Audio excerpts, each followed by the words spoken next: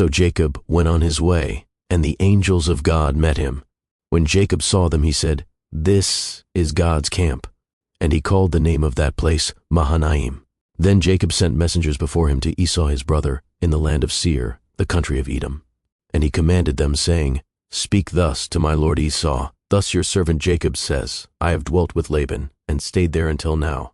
I have oxen, donkeys, flocks, and male and female servants, and I have sent to tell my lord, that I may find favor in your sight." Then the messengers returned to Jacob, saying, "We came to your brother Esau, and he also is coming to meet you, and 400 men are with him." So Jacob was greatly afraid and distressed, and he divided the people that were with him, and the flocks and herds and camels, into 2 companies. And he said, "If Esau comes to the one company and attacks it, then the other company which is left will escape." Then Jacob said, "O God of my father Abraham, and God of my father Isaac, the Lord who said to me, Return to your country and to your family, and I will deal well with you. I am not worthy of the least of all the mercies, and of all the truth which you have shown your servant. For I crossed over this Jordan with my staff, and now I have become 2 companies. Deliver me, I pray, from the hand of my brother, from the hand of Esau, for I fear him, lest he come and attack me and the mother with the children. For you said, I will surely treat you well, and make your descendants as the sand of the sea, which cannot be numbered for multitude."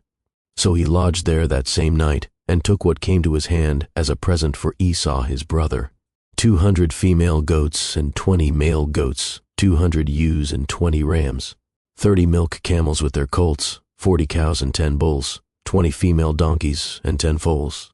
Then he delivered them to the hand of his servants, every drove by itself, and said to his servants, "Pass over before me, and put some distance between successive droves." And he commanded the first one, saying, "When Esau my brother meets you and asks you, saying, To whom do you belong, and where are you going? Whose are these in front of you? Then you shall say, They are your servant Jacob's. It is a present sent to my lord Esau, and behold, he also is behind us."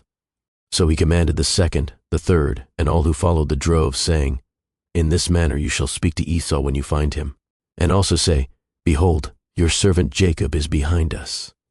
For he said, I will appease him with the present that goes before me, and afterward I will see his face. Perhaps he will accept me." So the present went on over before him, but he himself lodged that night in the camp. And he arose that night, and took his 2 wives, his 2 female servants, and his 11 sons, and crossed over the ford of Jabbok. He took them, sent them over the brook, and sent over what he had. Then Jacob was left alone, and a man wrestled with him until the breaking of day. Now when he saw that he did not prevail against him, he touched the socket of his hip, and the socket of Jacob's hip was out of joint as he wrestled with him. And he said, "Let me go, for the day breaks." But he said, "I will not let you go unless you bless me." So he said to him, "What is your name?" He said, "Jacob." And he said, "Your name shall no longer be called Jacob, but Israel. For you have struggled with God and with men, and have prevailed." Then Jacob asked, saying, "Tell me your name, I pray." And he said, "Why is it that you ask about my name?" And he blessed him there. And Jacob called the name of the place Peniel, for I have seen God face to face, and my life is preserved. Just as he crossed over Peniel, the sun rose on him, and he limped on his hip. Therefore to this day the children of Israel do not eat the muscle that shrank, which is on the hip socket, because he touched the socket of Jacob's hip in the muscle that shrank.